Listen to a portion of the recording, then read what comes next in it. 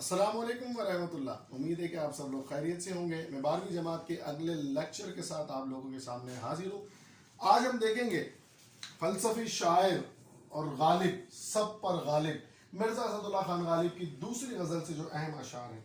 غالب نے جس پس منظر میں اس غزل کو لکھا ہے بیٹا، اس کو ذرا سمجھ لیں کہ غالب نے بڑی انتہائی مشکلات میں اپنے آخری ایام گزارے ہیں یا آدھی زندگی گزاری. اس سے پہلے جائیداد وغیرہ تھی، فروخت کرتے رہے اور بعد میں جب مفلس ہوئے تو مقروض ہو کر بڑی ہی کہنا چاہیے کہ قسم پرسی میں جو ہے آخری وقت ان کا گزرا.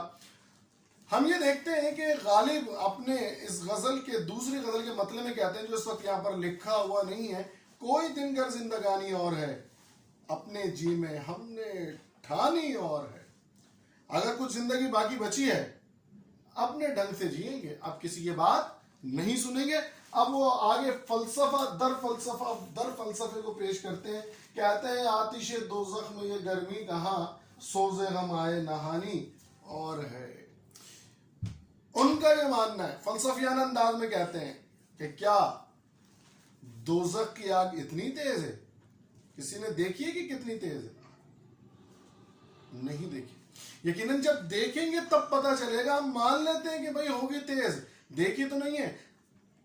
آتش دوزخ میں وہ گرمی کہاں. سوالیہ ہے بیٹا، یہ ذرا ذہن میں رکھیے گا.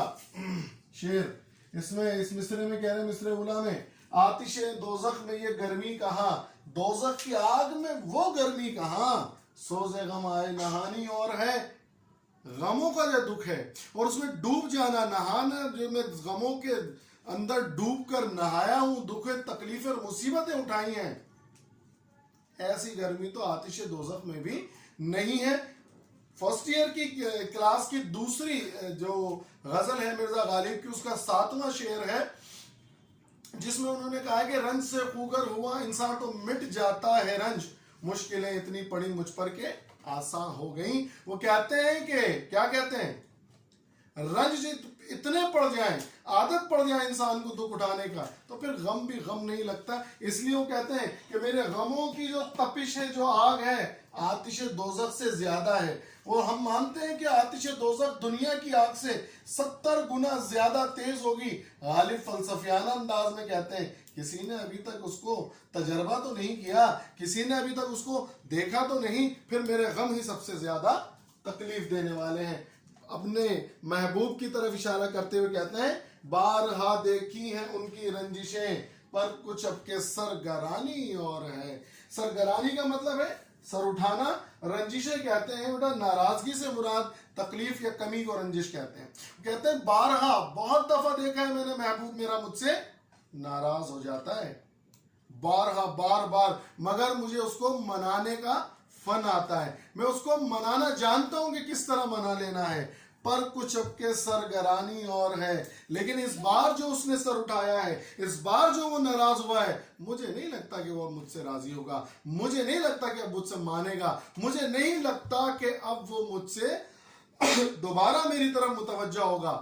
بلکہ کیا کہتے ہیں، بلکہ وہ کہتے ہیں کہ پر کچھ اب کے سرگرانی اور ہے، اب کیسے ایسا ناراض ہوا ہے، مجھے لگتا ہے میں ڈر گیا ہوں، اب میرا محبوب مجھ سے رضامند نہیں ہوگا، میری طرف متوجہ نہیں ہوگا. اگلے بیٹا شعر کو ذرا سمجھنے کی ضرورت ہے. دیکھ کے خط منہ دیکھتا ہے نامبر.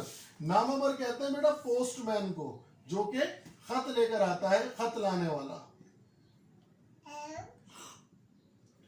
دیکھ کے خط منہ دیکھتا ہے نامبر، وہ خط لانے والا خط لے کر آیا ہے، اور خط لانے کے بعد، مجھے پیغام دینے کے بعد میرا منہ دیکھ رہا ہے. غالب کہتے ہیں کچھ تو پیغام زبانی اور ہے، کوئی تو پیغام اس کے پاس ایسا ہے جو زبانی طور پر موجود ہے، جو زبانی پیغام ہے جو اس کے پاس موجود ہے. اب اس کو سمجھیے ذرا. مثال کے طور پہ غالب نے اپنے محبوب کو لکھا ہے کہ ہم آپ سے محبت کرتے ہیں، ہم آپ سے ملنا چاہتے ہیں، وقت نکالیے ہماری طرف آئیے، ہماری محبت کا بات، محبت کا جواب محبت سے دیجئے. تو غالب یہاں کہتے ہیں کہ اگر ہم نے ان کو یہ خط لکھا ہے، ہم نے انہیں یہ بتایا ہے کہ وہ ہم ان سے محبت کرتے ہیں، تو انہوں نے لکھا ہے کہ ہمیں جواب تو لکھ دیا ہے کہ ہاں ٹھیک ہے ہم آپ سے ملنے آئیں گے، ہم بھی آپ سے محبت کرتے ہیں، مگر جو پیغام انہوں نے یہ پیغام لکھتے ہوئے زبانی دیا ہے وہ یہ ہے کہ غالب کہاں ہمارے پیچھے پڑ گیا، اس سے تو مصیبت جو ہے وہ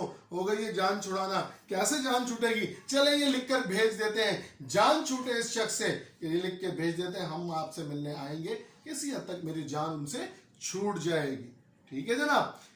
اس کے علاوہ وہ کہہ رہے ہیں کہ ہم نے انہیں لکھا کہ ہم آپ سے محبت کرتے ہیں، ملنے آئیے، ہم آپ سے ملنا چاہتے ہیں، تو غالب کیا کہتے ہیں؟ غالب یہ کہتے ہیں کہ انہوں نے ہمیں جواب میں اگر خط میں لکھا ہے کہ ہم آپ سے نفرت کرتے ہیں، کوئی ضرورت نہیں ہم سے ملنے کی، کوئی خط نہیں لکھنے کی ہمیں ضرورت، ہم آپ سے ملنے بالکل بھی نہیں آئیں گے، مگر اس کے ساتھ ہی کہتے ہیں کہ زبانی طور پر وہی بات کہہ رہے ہیں، یہ نامہ پر جو خط لے کر آیا ہے وہ یہ سن کر آیا ہے، وہ خط لکھتے ہوئے کہہ رہے ہیں کہ ہم غالب کو پسند تو کرتے ہیں، ان سے ملنا تو چاہتے ہیں، مگر حالات کے ہاتھوں، واقعات کے ہاتھوں، لوگوں کے ہاتھوں، گھر والوں کے ہاتھوں مجبور ہے کہ ان سے ملنے نہیں جا سکتے۔ اب خط میں ان کو جواب تو آ گیا ہے کہ آج کے بعد ہمیں خط مت لکھیے گا، مگر غالب کہتے ہیں کہ جو وہ خط دینے والا میرا منہ دیکھ رہا ہے، خط لیے میرا انتظار کر رہا ہے، کچھ تو پیغامی زبانی اور ہے، وہ بتانا چاہتا ہے کہ جو کچھ خط میں لکھا ہوا ہے اس کے علاوہ بھی کوئی پیغام موجود ہے، اس کے علاوہ بھی آپ کو پیغام دیا جا رہا ہے۔ یہاں پر اس غزل کی دوسری غزل کے جو ہے وہ اہم جو اشعار بیٹا میں نے آپ کے سامنے رکھے، بھرپور تیاری کرتے رہیے، اپنا ارد گرد کے لوگوں کا خیال رکھیے، اس بیماری سے بچ کے رہیے۔ اگلی کلاس میں مرزا اسد اللہ خان غالب کے MCQs کے ساتھ دوبارہ حاضر ہوں گے، تب تک کے لیے اجازت دیجیے، اللہ حافظ۔